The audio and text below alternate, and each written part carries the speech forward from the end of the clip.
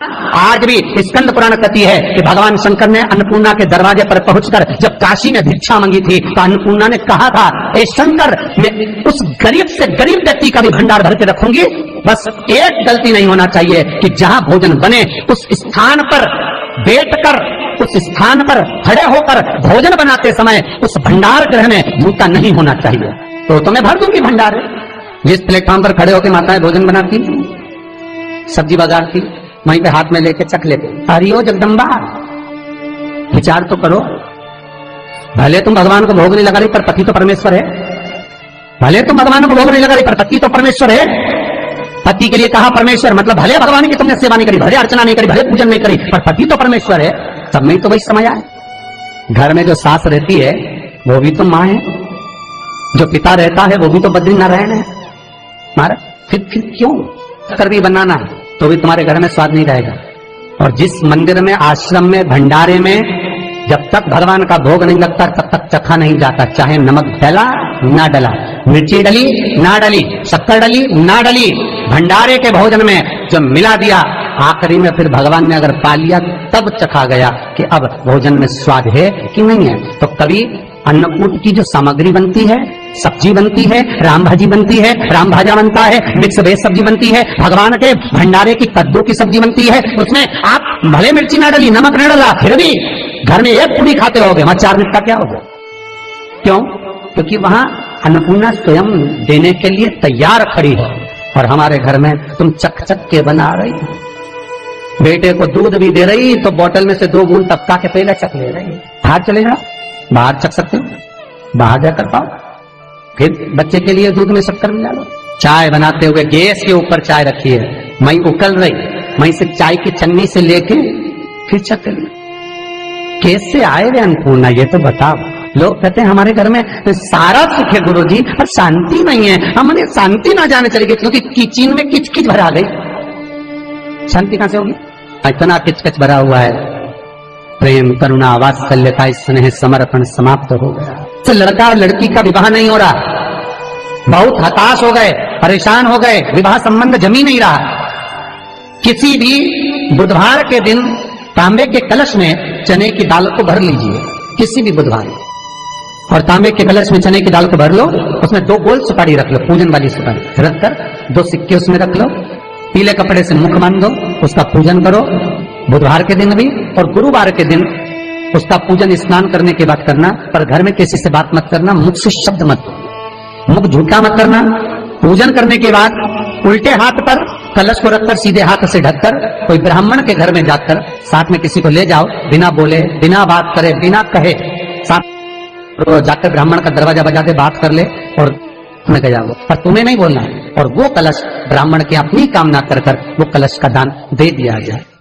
महाराज ज्यादा से ज्यादा 4 महीना, 3 महीने के अंदर विवाह संबंध पक्का हो जाता है। विवाह से चने की दाल का दान कोई सहज नहीं है। जिस नारी का रजोधर्म के अंतर्गत नारी को जो परेशानियां होती हैं, कोई के 8 दिन पहले, 4 दिन पहले, 3 दिन पहले कहीं ना कहीं रजोधर्म के अंतर्गत जो बीमारियां होती हैं, उसके लिए महाराज 7 चने की दाल के दाने तुलसी महारानी के सामने कटोरी में रखकर तुलसी के 3 पत्ते उसमें डालकर अपनी मनोकामना कर कर तुलसी में 3 बार जल छोड़कर वो तुलसी और वो चने की दाल ले जाएं और उसको धीरे धीरे कर कर एक एक कर कर सुबह शाम दोपहर में उसको खा लीजिए। रजो धर्म से जुड़ी हुई परेशानी समाप्त। कोई सहज नहीं है महाराज। चने की दाल को स्वर्ण दान का भी भाव कहा गया। हमारे हिंदू धर्म में चने की दाल को स्वर्ण दान भी करते हैं। जो व्यक्ति स्वर्ण दान नहीं कर पाता वो चने की दाल का दान कर देता है, तो स्वर्ण दान के बराबर मानने वाला। फिर निवेदन करा, चने की दाल का व्याख्यान वर्णन फिर किया गया। मान लो कोई प्लाट है, कोई प्रॉपर्टी है, कोई जमीन है, कोई जायदाद अगर नहीं बिक रही, बहुत परेशान हो गए, लाखों करोड़ों रुपए तुम्हारे डूब गए और ये प्रॉपर्टी बिके, तब तुम उबरो, तो उसके लिए चने की दाल को 1 रात्रि पहले रविवार के दिन घर में गला लीजिए और उसको गलाकर दूसरे दिन उसमें थोड़ा सा चंदन मिलाकर पीस लीजिए। पर पीसना आपको मिक्सर में नहीं है, पीसना आपको सिलबट्टे पर, चकोटी पर जो आपके यहाँ उससे उसको पीस लीजिए। और पीसने के बाद उसमें थोड़ा सा दूध मिलाकर शिव मंदिर में जाकर शंकर भगवान के शिवलिंग का सोमवार के दिन लेपन करिए। लेपन कर कर अपनी कामना कर कर शिवलिंग पर 3 उंगलियां लगा लीजिए, अपनी कामना कर कर। जो 3 उंगलियां आपने लगाई है, उंगली हटाते समय चंदन के लेपन को जो लगाया आपने, चने की दाल का लेपन, स्वर्ण का लेपन, उसको हम कहते हैं स्वर्ण लेपन, उसको लेकर आ जाइए महाराज, उसको थोड़ा सा लेकर आ जाओ। एक किसी भी फूल में उसको लगाकर जो जमीन, जो प्रॉपर्टी, जो जगह बेचना है वहां पटक दीजिए महाराज। उसके ग्राहक आना चालू हो जाएंगे और वो प्रॉपर्टी शीघ्र दिख जाएगी, आपकी कामना के अनुसार दिखेगी कि कितने में आपको बेचना, अपने अनुसार। महाराज चने की दाल स्वर्ण दान के बराबर है। चने की दाल को सहज नहीं समझा जाता, गुरु भक्ति के लिए बहुत मूल है। माताएं कई बार पीले गुरुवार करती हैं या केले के पेड़ के नीचे पूजन करती है तो चने दाल समर्पित करती है। क्यों करती है? उसका भाव है स्वर्ण दान के लिए, वांछित फल की प्राप्ति के लिए, मनोकामना के लिए।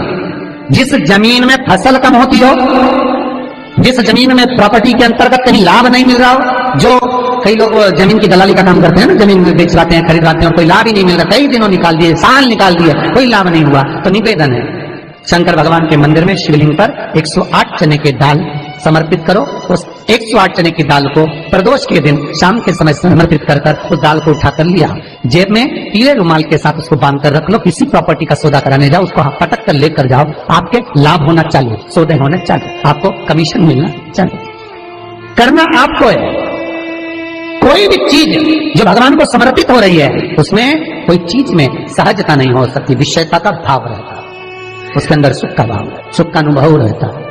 महाराज ये भी जाने दो, एक और सरल भाषा में जानो, आपका बहुत तेज सिर दर्द हो रहा हो, बहुत तेज हो रहा हो और लग रहा है कि आज तो बहुत तेज सिर दर्द हो रहा है, ये व्यक्तिगत आप तुरंत कर सकते हो ना, घर पर कभी भी कर सकते हो। बहुत सिर दर्द हो रहा है, 7 चने की दाल के दाने लेना 7, और आपके घर में कोई शंकर जी का शिवलिंग हो, उस पर एक एक कर श्री शिवाय नमस्तुभ्यम कहकर चढ़ा देना। 2 मिनट तक शंकर के शिवलिंग को देखना, बिल्कुल दोनों आंखों से, बिल्कुल देखना अच्छे से, और उस चने की दाल को उठा लाना और एक एक कर खाकर आधा गिलास पानी पीकर थोड़ी देर बैठ जाए।